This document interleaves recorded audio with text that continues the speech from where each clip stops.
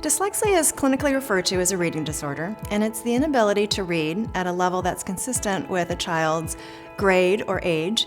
I remember when I used to work with my child, my 9-year-old.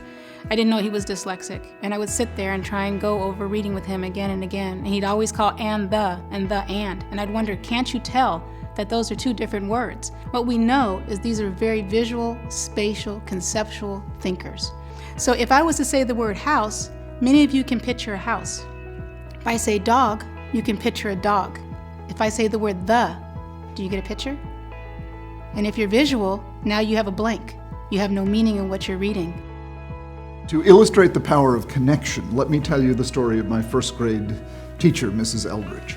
I started first grade in Chatham, Massachusetts public school in 1955 at the age of 6.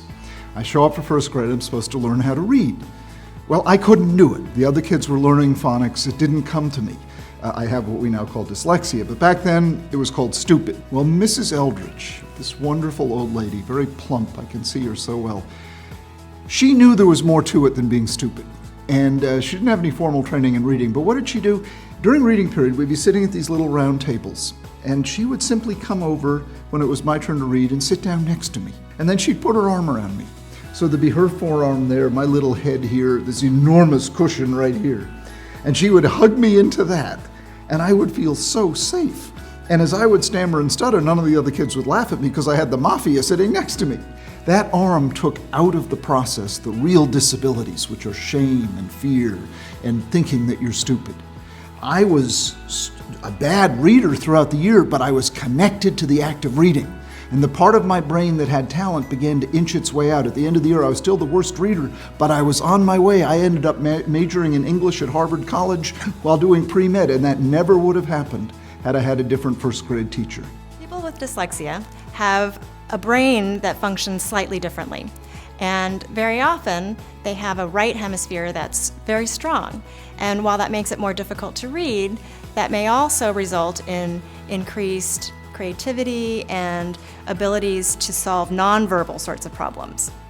In addition, people with dyslexia often have to work really hard because they're compensating for the fact that they can't read as well.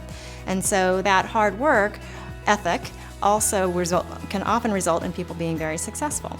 So you see people with dyslexia who have been successful in many different areas. I'd venture a guess that kids spend 60 or 70% of their time trying to avoid failure in most public school classrooms. We need to turn that cycle around. When we can get kids at the point of being successful and help them own that success and take responsibility for being successful, it's a lot easier to think about building success upon success.